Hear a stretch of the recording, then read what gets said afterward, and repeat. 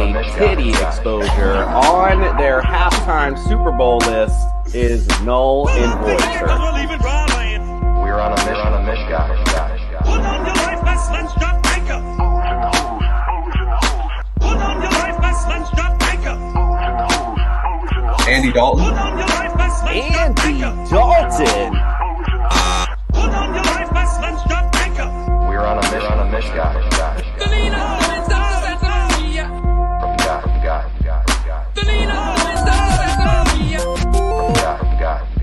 He's so We're on a That is outstanding for tight end. I really like his upside. I'm just going to include my list there for time's sake. Oh my God, how long have we gone? We're going to leave the beating weenies aside for right now. Let's get into the main thing everybody wants to hear. We're on a mission, guys. Boom. Welcome in, everybody, to the Belly Up Fantasy Live Dynasty Edition show. As the man, the myth, the legend, Kevin Wilson. Today, we are joined by the head of the fantasy department for Belly Up. That is Adam LaRue. You can catch him at LaRue Adam on Twitter. Guys, how is everybody doing today? Sunday fun day, excited to get things going, excited to have Adam in the building. I think their Belly Up was like, look, if you guys are doing a fantasy show, we got to bring the fantasy head to see what the hell you guys been doing all Sunday. So listen, we appreciate you joining us. Well, that was a nice ass kissing moment. No, I'm but a company guy. I'm a company guy. I love it. Yes, indeed. Yes, indeed. Andrew, how are you doing today, boss? Well, it's not Saturday, so I'm doing good. It's a beautiful Sunday out. I'm ready to talk some football. What better way? Andrew just wanted an extra day of the Masters. He's just loving it so much. Dude, if you saw what I'm winning in the Masters right now, it's looking good for me. Yeah, there you go. Hey, man, freaking making that big money now, huh? Andrew's got breakfast next Sunday. That's right. Now all we do is got to get up to Boston. Uber Eats. Uber Eats, there you go. Kev, how you doing today? Justin, I'm doing great. Over here in the Dallas area, we got great weather. We got, I'm live with you guys. What could be better than that? Plus, we got opening weekend of baseball, so I am jazzed up. That is a lot to be jazzed up about. I mean, this show, for one, but yeah, opening week of baseball, that's all right, too. That's all right. That's not all right. It's jazzed up. And just to plug, tonight, baseball, live, join us. Where can they find it? I'm pretty sure if you just stay right here on this channel, you'll be good to go. There you go. Stick around the whole day, guys. Kev's got you. At some point, it'll be here. I believe it's 8 o'clock. 8 o'clock tonight. 8 o'clock there we go. Eastern time. As Vince says, that's where time exists, is in Eastern. So there you go. True. Well, speaking of staying on this channel, this is a guy who runs this show, the regular edition of it, Adam LaRue. How are you doing, my friend? Long time no see, by the way. Yeah, no, been a little bit. Doing good. I mean, it's it is a Sunday morning, Andrew. And as it is a Sunday morning, I can now see the light at the end of the tunnel. Given that the hangover from yesterday is finally starting to clear. So that's always, what we're looking for on a Sunday morning. I always found the greatest cure to a hangover is a chicken fried steak and a michelada. That's how you do it right there, everybody. That sounds pretty damn good. I'm all in for the chicken fried steak, so we're coming over to your house to get that, Justin. Yeah. So Hey, man, you want to come on over? I got plenty of table space, bro. Let's go. So, guys, unfortunately, we got to start off some breaking news.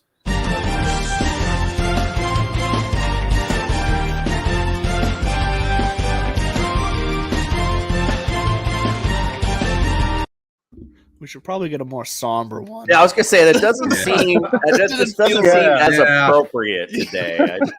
Yeah. Well, I mean, it's still breaking news. So, I mean, unfortunately, today, or not today, yesterday, quarterback of the Pittsburgh Steelers, Dwayne Haskins, passed away. A guy who had a stellar career at Ohio State, was really working hard with the Pittsburgh Steelers, looking to be one of the guys that was going to compete for that job to replace Ben Roethlisberger. You know, all I can say is rest in peace, man. It was a pleasure to watch you play. Sorry that happened, obviously, and I'm sorry for the family. My prayers are out to the family, man, because that's a hard thing to deal with. I don't know if anybody else has anything they want to say on the situation, but floor is all yours if you do. I think you summed it up pretty well. And just, unfortunate accident just goes to, to everyone. Life is short. Enjoy life. Be happy. Enjoy those around you. You just never know what can happen. Tragedy, unfortunate for sure. Yeah, Justin, there's times where you're going through your feed, and then you stop and then go back and reread what you had just read to make sure that you saw what you just saw.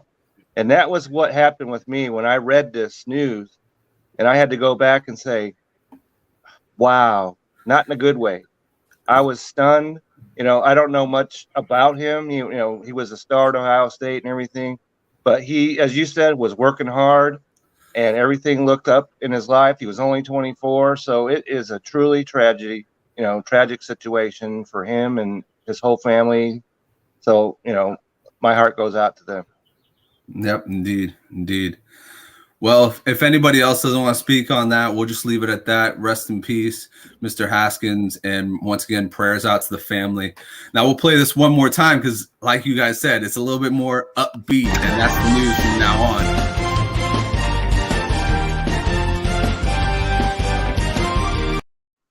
Oh, guys, our next bit of news is... I thought that break was going to go a little longer. But yeah, that's what commercial breaks are for. Just one quick little bite. All right. Well, good thing we're not a pro show here. But anyways, guys, the next bit of news is Stefon Diggs signing for $104 million, 4 years, locked in. He's age 29, so, as a receiver, he's got at least another 5 years or so before that kind of has to teeter off. But his style is not as much physical. It's more of an actual route running style. So who knows how long he could really last. Guys, what are your impressions on the dynasty value of Stefon Diggs?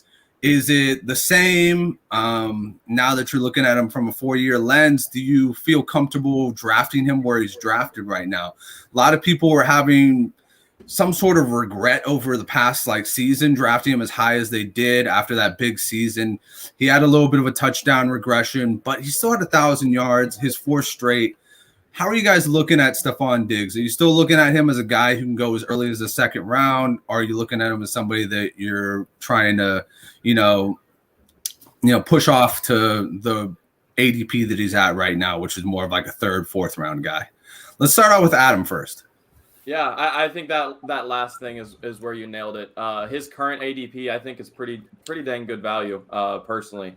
I don't know if I'd want to take him in the 2nd, but once he starts to slip into the 3rd, 4th, I mean, I'm all over that because I think where he truly lies, I don't know if we'll ever see a repeat of his big season 2 seasons ago, but I also think he's a bit better than what we saw last season. I think he's probably somewhere in that middle ground. So, yeah, I like all over him where that ADP currently sits.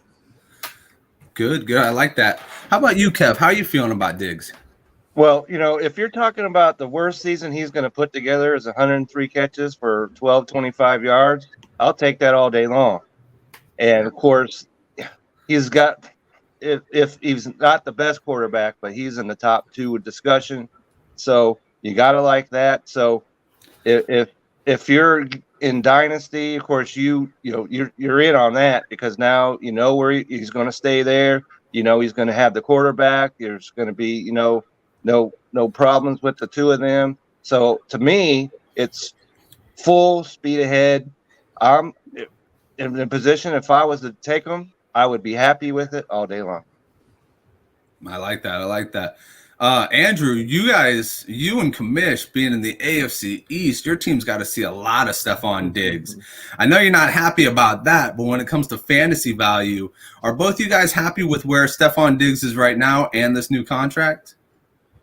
I mean, yeah, I think it's going to work out well for him. Look, the Bills didn't really do anything else other than add Jamison Crowder to that receiving core. So Diggs is still the clear-cut number one option and what is going to be still a high-powered offense. So for me, that third-round dynasty value, like I think Adam said it, that's the perfect spot for him right there. I mean, round 2 might be a little bit too high, but I don't put it out of the realm that if you get him in round 2 that he wouldn't hit that value.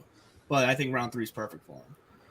Yeah, I concur. I mean, I'm more 4th, 5th round on him, and simply because I don't draft in the AFC East. I mean, I don't want to sit here and watch my team get. I don't care. Like it's just something I'm not gonna pull for all year. Not something I want. And quite frankly, Stephon Diggs.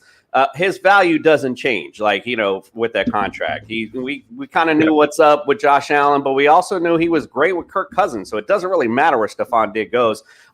He got paid accordingly. He saw all these other receivers like, hey, I'm just as good. I'm consistent, and that's what you want in fantasy. You want a consistent player. So if I'm giving advice, I would say 3rd round. Me personally, 4th, 5th. I don't want him on my team personally.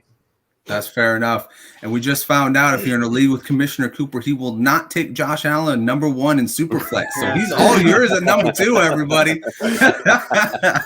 Don't got to worry about that. I'll take him, no problem here. I said I didn't want to. It didn't mean I haven't in the past. So don't worry. I'll definitely take him easy.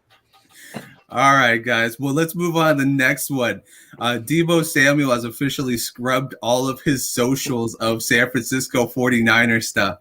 Now, I know, I'm the 49er fan here, but I'm going to let you guys go with it first. And I'm just going to pose this question, you guys. Say this happens where he gets traded. Where would you ideally like him to be traded? And would that change his value going forward for you guys? Right now, he's sitting around kind of like where Diggs is as far as it goes. A lot of people are more bullish on him and going literally in the 2nd round for Deebo Samuel. He's still a young kid.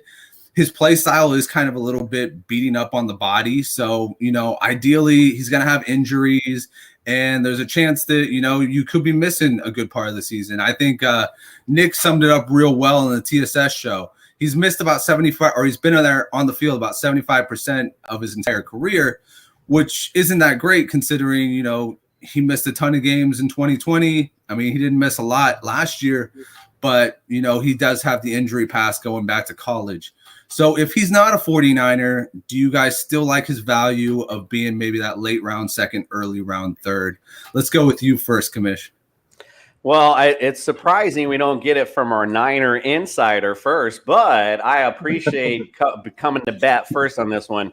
I'll take the easy route. I mean, you could go one or two ways. I could just easily say if I wanted him to go somewhere, it'd be Green Bay. Obviously, with Aaron Rodgers, love to see that fit. But we were just talking about another team. How about the Buffalo Bills needing another receiver? Talk about, we're talking about making a trade while we're just throwing hypotheticals out there. Having a number 2 guy fits that run-heavy offense, or Josh Allen likes to run anyway.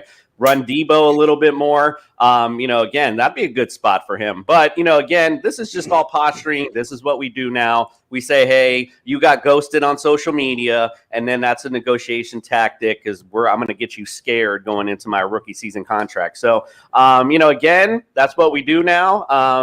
So good for him. But again, if I want to see him anywhere, Green Bay's easy fit. Buffalo Bills, though, would be a fun fit.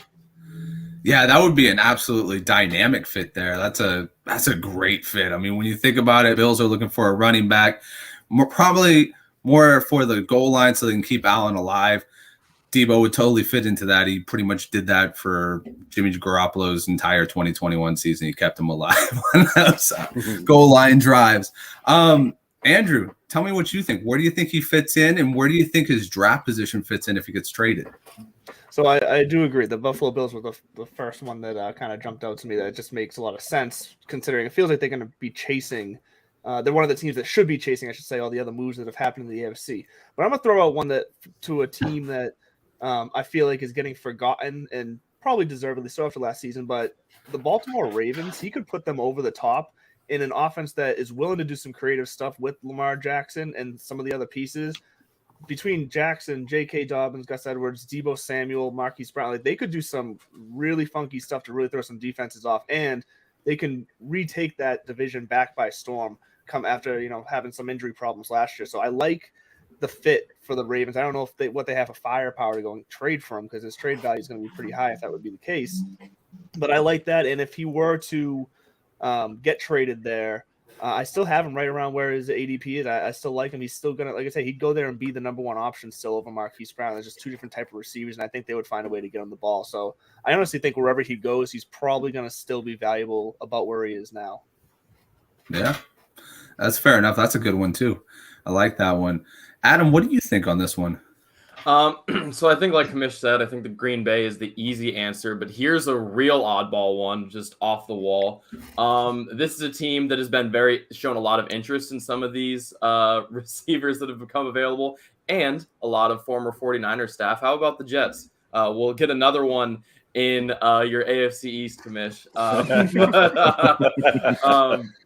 Yeah, I mean, they definitely need a receiver. They've been trying to get a dynamic receiver all offseason. I do think that you would probably see the public perception on Deebo dip a little bit if it happened. But honestly, from a value perspective, I would be concerned if someone outside of that Shanahan system got him, just because I don't know how they'd be able to use his gadget side. I think as the receiver side would definitely get the play no matter what, because he's that talented as a receiver. But the carries and all the creative stuff might fall off a little bit in some destinations. But if you keep those guys who have been around the Shanahan system, then I think you keep that part of him as well, which is kind of that icing on top, so to speak. You get the premier receiver that is also doing all this other stuff, which is what makes him so special. Nice. I like that as well. The Jets are really kind of like the Dolphins now. They're trying to become the 49ers of the East. Yes. Kind of like the Dolphins. Yeah. What? Get new coaches, and immediately you go sign the former running back, the former number one. Like, what have you been watching? I don't even know where that comparison came from. Like, come on now. Well, you're both kind of bottom tier teams that went out, got new coaches. You know what I'm saying? Thank these. They call me dumbass. Just saying. Well, Kev, what do you feel on this one? Well, I hate to say this because of course I'm a Seahawks guy, but the 49ers have shown, I think, that they know what they're doing over there. And so if they're not giving him this contract, I'm going to go ahead and say, well, I'm going to, they know what they're up to. And so I think they're going to get this straightened out because, you got a brand new guy coming in there. Why would you want to take away your top piece on offense? So I think he stays right there. And he did play in 16 games a year ago, so that kind of answers the injury problem. But if he were to go to somewhere else, I like Andrew's talking about the Ravens, and the same way, possibly going to the Bears, and him teaming up with Justin Fields over there. I think that would be something that would really stir up some interest in there. And because let's face it, the Bears they're barely above water right now, so that would spark up some interest in their fan base. And they lost Allen Robinson, so they need some receiver help over there. I think that's a move that could work for the Bears a lot. No pun intended. No pun intended. Now, here's an interesting thought I just thought of when it comes to Deebo as to reasons why the 49ers might, if this is true, be considered trading him. Is it a sign that the Trey Lance is definitely taken over right off the bat, and maybe they don't like what they see between the two of them, and they're just going all in on Trey Lance? I mean, I'm just trying to figure out what are the reasons why they would be looking to trade him right now. It doesn't make a lot of sense to me. I don't think they're looking to trade him. My thing is that they didn't pull the trigger on him earlier, and they let all these contracts kind of build up. Yeah. So now they look like dumbasses because they have no money to pay him. They're reluctant to get rid of their backup quarterback who's making $25 million.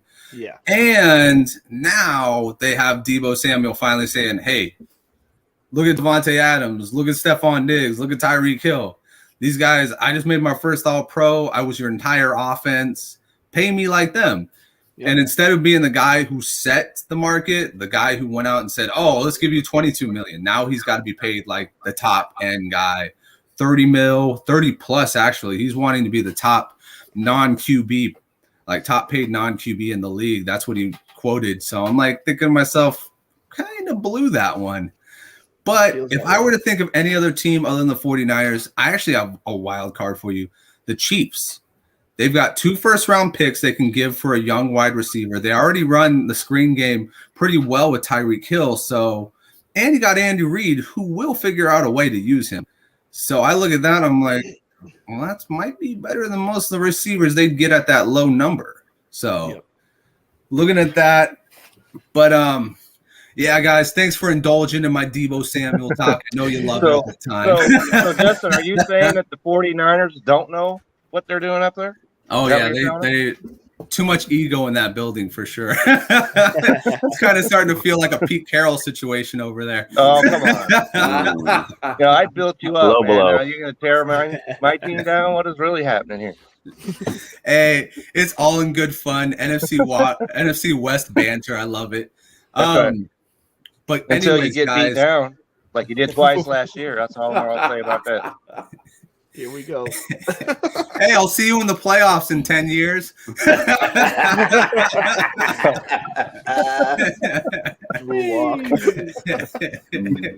Good luck with Drew Lock. Anyways, guys, we're going to go to a quick commercial break from our boys over at Manscaped. When we get back, we're going to see Captain Feelgood, and he's got a quick game for us. Oh, yeah.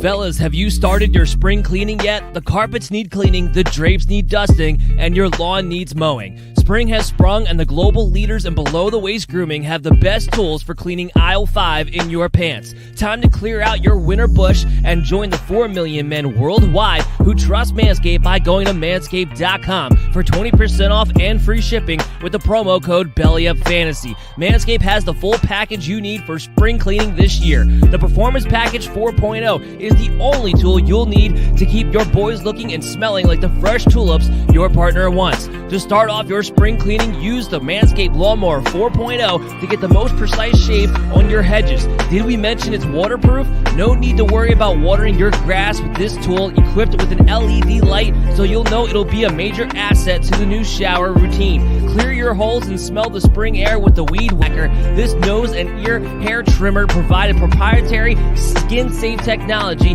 which helps prevent nicks, snags, and tugs in those delicate holes. After clearing your nose, make sure you get rid of that foul ball smell with the Crop Preserver and Crop Reviver. Finish off your grooming routine with the Plow 2.0, the perfect razor for the finest shave on your face. Because if you're using the Lawnmower 4.0 on your balls and your face, you're doing it wrong, boys. Get 20% off and free shipping when you use the promo code BELLYUPFANTASY at manscaped.com. That's 20% off and free shipping when you use the promo code BELLYUPFANTASY at manscaped.com. It's time to throw out your old hygiene habits and upgrade your life.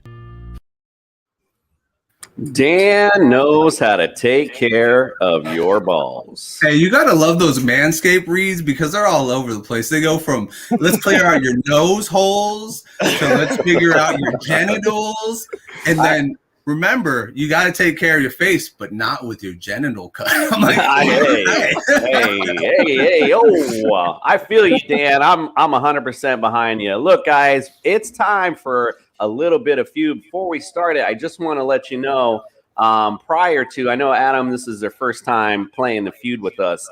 I usually theme them. So this week with the draft coming up, these are all questions having to do with the draft. I mean, we got Kevin here too, so we might as well just make it a three-way, right, Justin? I think we said Andrew and Adam, but we might as well just make it you three against each other. It just makes it fun anyway. All right, so fellas, get ready. It's time to play the feud.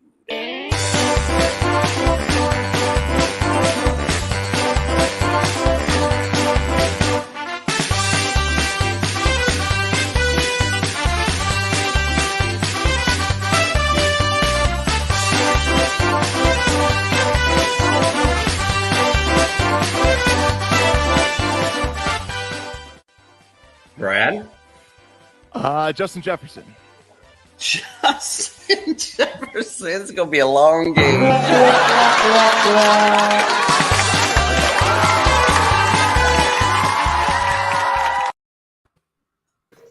We'll see how long this game is, but we got 3 of you, so should be able to snag these hopefully pretty well. All right, so I messed up a little. My apologies. I kind of got geeked up before we started and forgot to write these questions in the banner, so we're just going to have to go off the wonderful smooth sounds of my voice. All right, so first question, and again, we don't have a buzzer, unfortunately, so we just shout it out, Adam. I know, again, first time playing.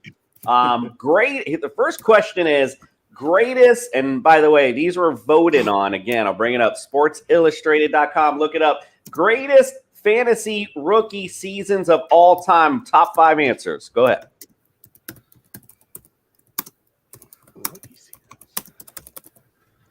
Nobody.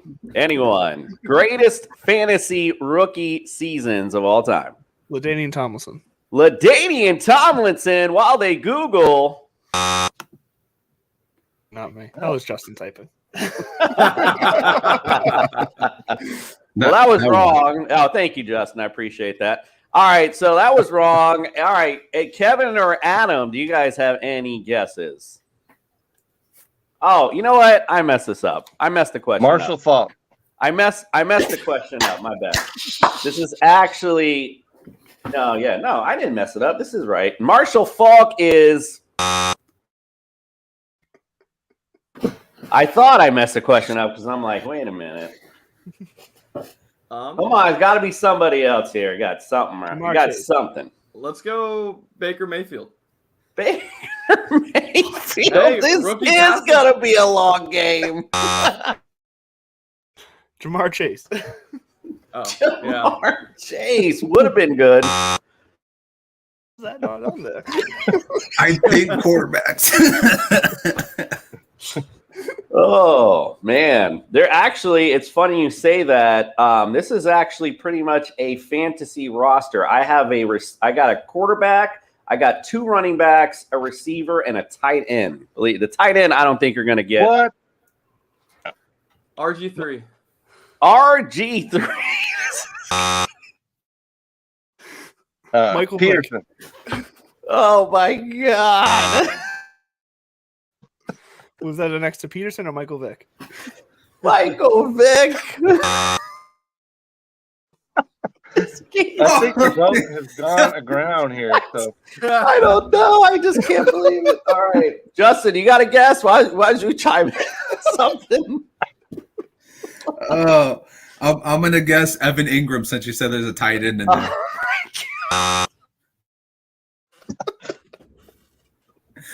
we need to check our references here. What's happening? This is like they even had a whole explanation. So I wrote down some of the stats as to why these were relevant. So all right, this is what do you guys got to come up with? All right, I'm gonna throw some hints out there. All right, I already said a quarterback. Let me try to think of something. He just recently he had changed teams, and then he is now currently a free agent. He changed teams a couple years ago, and then he's a free agent right now. Quarterback. The receiver, that season was in 2000. The quarterback was in 2011. The running backs are 1983 and 2018.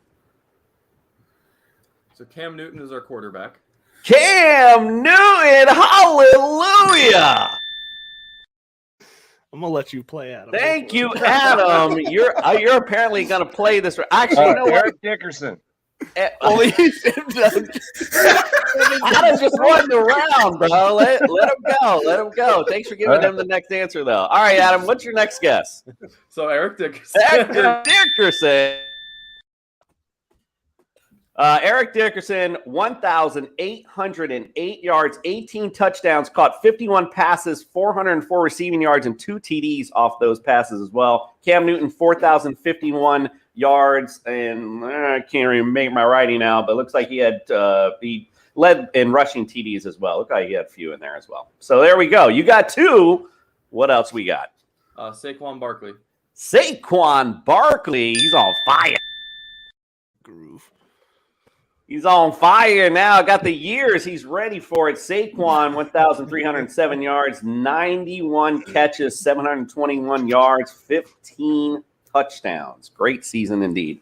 All right, you got 2 left, my dude. I'm going to give you the hints too, since we were kind of up against it. The receiver, the season was 98. The tight end, the season is 61.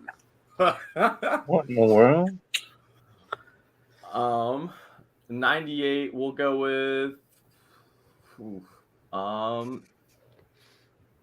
Is that? It's a year off on Marvin Harrison, isn't it? What's over to your right, Adam?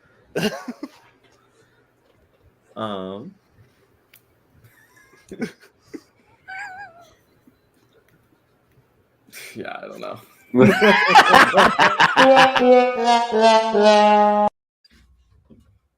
All right, I'll give Drew and Kevin a chance to steal. You guys got any ones for the receiver or the tight end? Randy Moss. Keep the beat running, indeed. Randy Moss, 1,313 yards, 17 touchdowns. The tight end was Mike Ditka, 1,076 yards in a 14-game season and 12 touchdowns. If you don't know, now you know. That was a good one. Drew, actually, my bad. You got that, somehow got that round off all the hints. All right. Let's see if question number 2 doesn't stump you at least as much, I hope. All right. Which teams have had the most number 1 pick opportunities? The Jets. The New York Jets. Browns. The Cleveland Browns. I had to double check. That's incredibly sad. He is on there. The Browns are on there with 5. There's 2 other teams tied with them at 5, and there's 2 other teams at 7. Now you got no strikes. You control. Go right ahead. Texans. The Houston Texans haven't been around that long. Yeah. Saints. The New Orleans Saints didn't come marching in on that answer, sir. You got 1 strike remaining. Let's go with the Atlanta Falcons. Atlanta Falcons.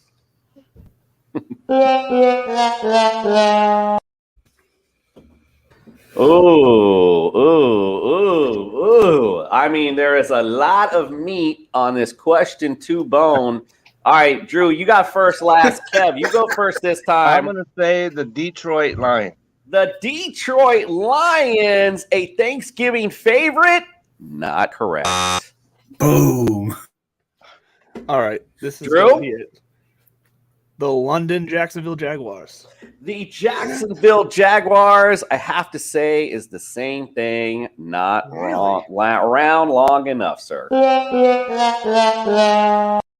They're there all the time. Adam, you get this round. Here are your guys. The 2 teams that lead are the Colts and the Rams, both at 7 apiece. The Bucks have 5, and the Cardinals also have 5 as well. So there are your leaders in the clubhouse. Adam, Drew, you guys are tied. Let's go to question 3. Which schools have produced the most number 1 overall picks? Alabama. Alabama. USC. USC.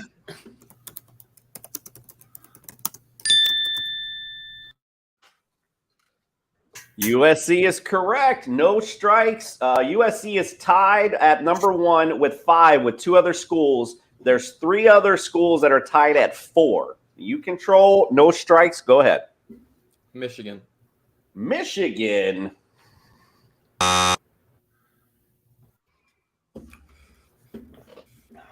Notre Dame. Notre Dame.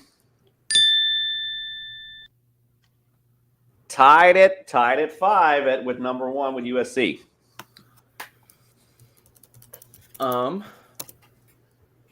Ohio State. Ohio State. 1 strike remaining, 4 answers left. Georgia. Georgia on his mind. They're at number 4, or excuse me, they're tied with number 4. So there's 2 more schools tied with that, and you got 1 school tied at number 1 with 5. 1 strike remaining. Miami. Woo! All about the U. Not this time. Drew, you got a chance to steal first. What you got? Oklahoma. Oklahoma. Or rather than Tied at the top with number 5. Auburn and Stanford were the other tied at 4 as well. So those are your schools. Here we go. Drew, you're in the lead. Let's see if you can take it home with this one here. Question number 4. Number 1 picks that went from the Hall of Fame to number 1 overall picks that went to the Hall of Fame in a skill position. O.J. Simpson. O.J. Simpson. Kevin taking us back to the old school because he's an old fool. That's so cool. You got the round. Let's go. All right. So let's go with skill position. Tony Dorsett. Tony Dorsett.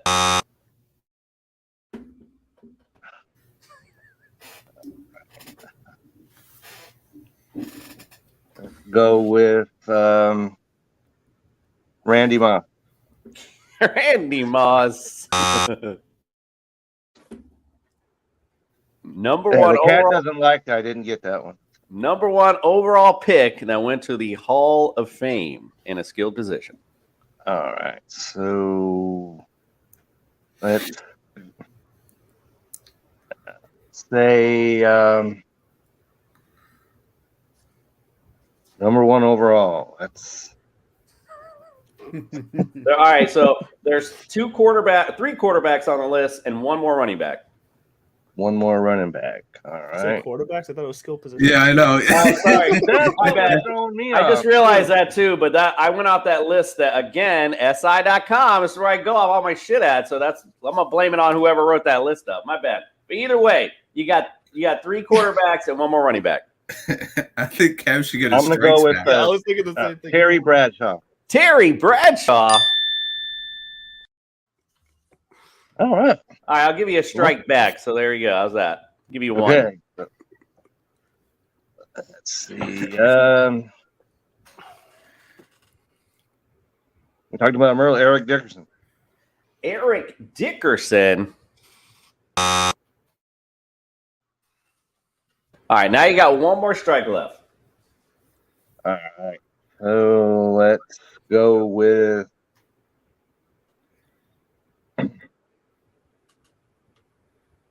okay. So number 1 overall pick went.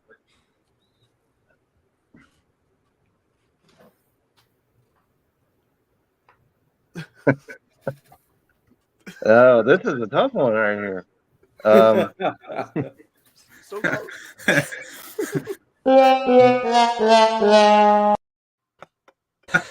Taking too long there, Kev. We gotta get this I thing deserve moving. We it. gotta get this Okay. train moving. All right, so Adam will go with you. Your chance to steal it. What do you got? Peyton Manning. Damn. Peyton Manning. I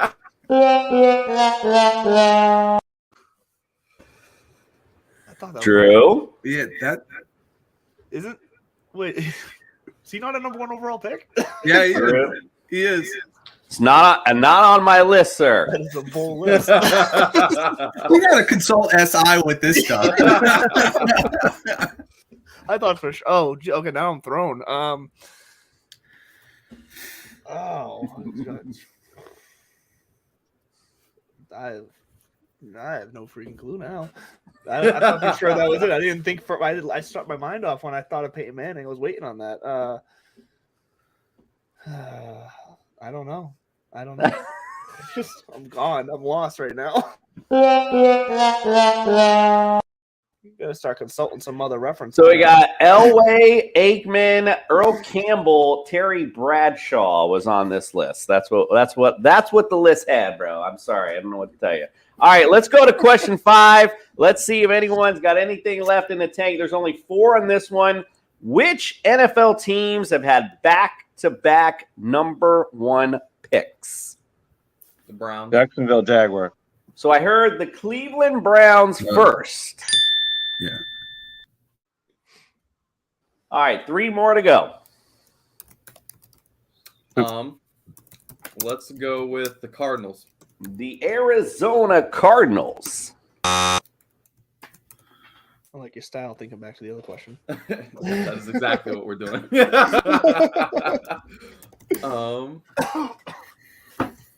The Colts. The Indianapolis Colts. Damn. Not working though. Yep. The Bears. The Chicago Bears. Damn. All right. Kevin, you got a steal? Let's go with Detroit Lions. The Detroit Lions. He's still trying.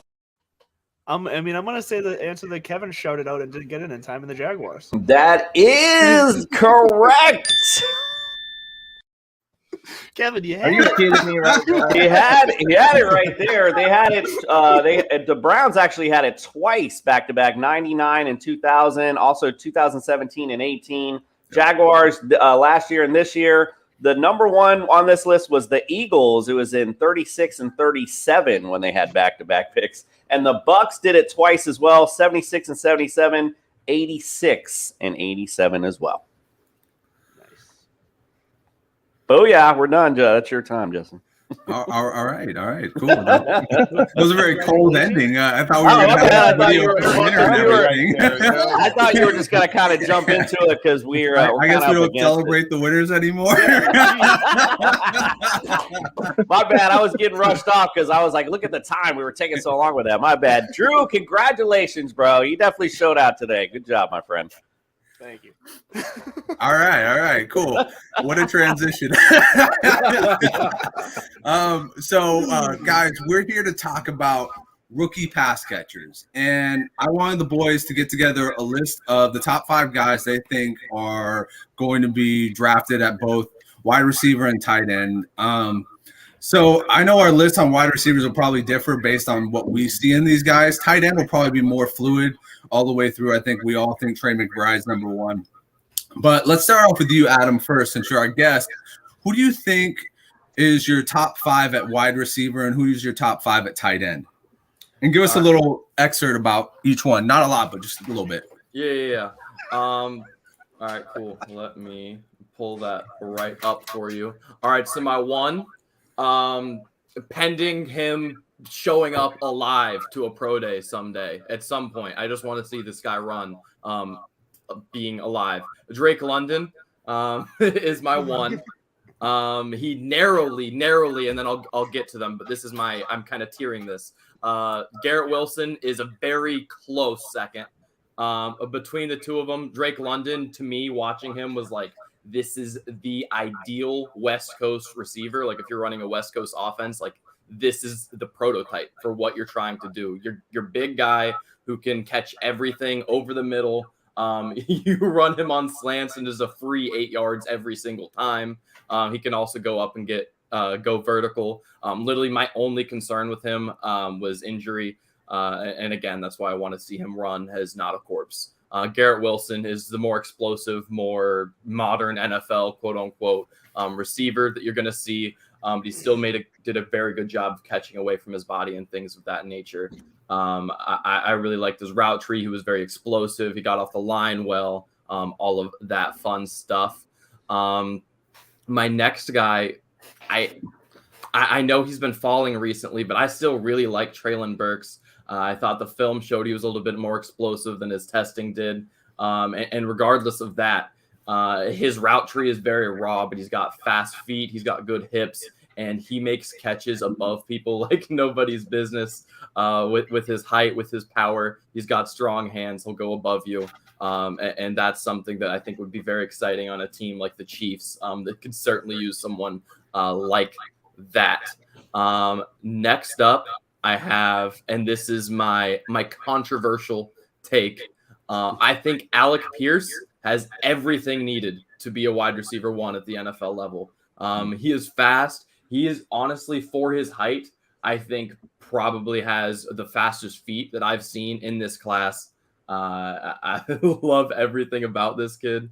He's got a ton of potential at the next level. I mean, he is 3 years away from the old coach Fickle being concerned as to whether or not he was a wide receiver or a linebacker, and now he's already getting considered to be a day 2 receiver. He's got the speed, he's got the height. There's just everything here. I love him. And then next up, it is very close from the other Ohio State guy, but I got to give a slight edge. I think Jamison Williams' tape was better. I think he, due to his injury, is going to be a steal wherever he is drafted. Yeah, I like that. To the tight end position, like you said, Trey McBride, that's the easy one. He is in a tier by himself in this class. It's not quite a Kyle Pitts situation where he's so far ahead of everyone else, but he's alone up at the top. That being said, the only other tight end who I see that will I think very quickly become an every down tight end is Charlie Kolar out of the Big 12, out of Iowa State. I like him a lot as well. He was a lot more explosive than I expected, and his testing was a lot better than I expected. He's not necessarily the best blocker in the world, but I was pretty impressed with the tenacity there. So I think coaches are going to like him enough to keep him on the field for all 3 downs. And then hands, making plays. He separated well, broke out young, which we love to see. He was good in the hips, which is something I value a lot at the tight end position. And he caught passes inside. When you're playing tight end at the NFL, any tight end and some of these worse ones that we see that are getting hyped up a little bit. A lot of tight ends at the college level can go up the seam, but can you make plays on in routes, on out routes, and play through contact? That's what I'm looking to see to project you to the next level. And I saw a lot of that from those 2 guys. And then it falls off very quickly. Isaiah Likely had some really good tape, but did not test well at all. But I'd still probably put him here. But after those top 2, to me, the tight end class falls off quite a bit. He did separate well. He made a lot of big plays, granted against a little lesser competition. He moved fluidly, which we love to see.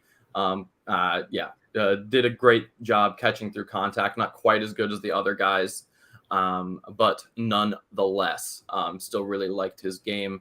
Next would be Dulcich out of UCLA. He was another one that I quite liked. I think he's got a lot of potential. Good athlete, not great athlete, but pretty damn good. Got the size that you want, thick body, but also makes some really good catches. So no complaints there. Then my last one, I'll go a guy who I think is raw, but in all the right ways, in Jelani Woods. He cannot catch away from his body to save his damn life, but he's probably the best athlete as far as the tight end position goes in this class. Physically, he has everything you want. And while he can't catch away from his body, he does so many body catches. Those body catches are through ridiculous amounts of contact every single time. He did separate pretty well. His hips are all right. They're pretty solid. But again, he's just super raw. And I think the upside is certainly there if you're going to go towards the bottom of the tight end group. Nice. Well, guys, for the sake of time, I'm just going to bounce this around to you guys. What do you think about Adam's list? Where do you guys differ a little bit? So I'm going to start off with you, Coop. Tell me what you think of the list. Tell me a guy that maybe you highlight, and maybe a guy that you would switch up. Yeah, I mean the list is solid. Obviously, in the tight end position, like you said, it just falls off into the never land after a certain point. The list is solid. Treylon Burks is the only one that I actually have a little higher. I actually have my number 2 receiver only because of he seems to be like that all around, almost a Deebo Samuel type of receiver that eventually could get to that type of level for me. So I do like him. A little bit higher than the rest of the guys. As far as the tight end goes, I have to consult my notes here because I apologize because like you say, once you fall off a little bit. But this guy, and I don't know if I'm saying the name right, from Ohio State, Jeremy Ruckert. When I was looking at him, it was reminded me of Mo Alley Cox is what he reminded me of. He's 6'5", 250. That was what stood out to me was look at this big bruiser of a man. So why would he not be on the football field, much less, of course, obviously as a blocker right away. But again, the tight end position I talk about all the time, it's not rocket science. Get up, block, go 5 yards down the field and turn around. Again, with that type of size could be a tight end end zone threat anyway. Yeah, 1,000%. And you're absolutely right. You got to make it to camp somehow, be a blocker and learn the rest. Leduc, tell me what you thought of Adam's list and, little things that you would change, maybe a guy that you would highlight. So I definitely agreed in the whole Williams taking that. The only reason why he's lower on the list is because of the injury. We don't know when he's going to start the season, but he could definitely be a steal. But a guy that I like to be in that 5 or 4 spot on my list was Jahan Dotson out of Penn State. I just think the ability he has to separate in the ball in his open field.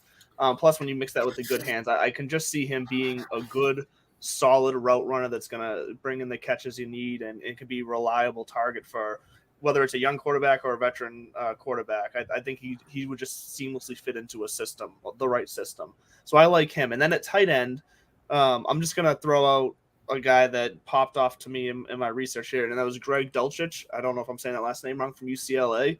As a tight end running a 4.69 40, I like that. He's got that speed to get down the seam. And I just think he's going to be physical enough to be able to play the position both as a blocker and receiver, and he's got good hands as well. Better receiver than blocker in most cases, so I like him to kind of come out of nowhere and maybe slide into the conversation as well. Very nice, very nice. Yeah, Greg Dulcich, he stands out as more of a downfield threat to me. He definitely needs to work on his blocking, but definitely some potential there if he can get on the team. Yeah. Kev, same question. All right, so I'll do this really quickly, and it might be a shocker to you guys that I have a Wilson at number 1, but I like him. I like his hands. I like his separation. I like his speed. He could work on his route running.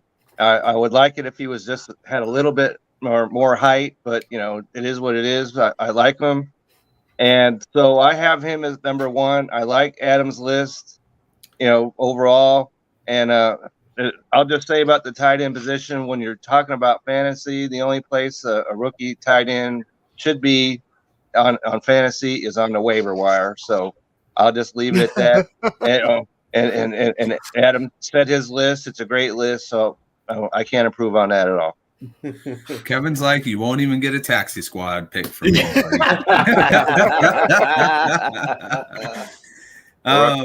Yeah, I mean, I agree with you, Kevin. I think Garrett Wilson is my number 1 as well. I think that he's the most ready NFL wide receiver.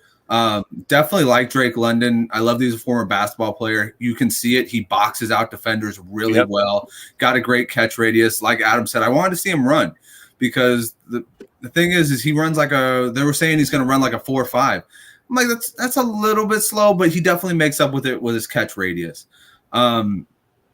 One guy that I wanted to mention was 6'5", so he's got a catch radius. Oh yeah. yeah, exactly.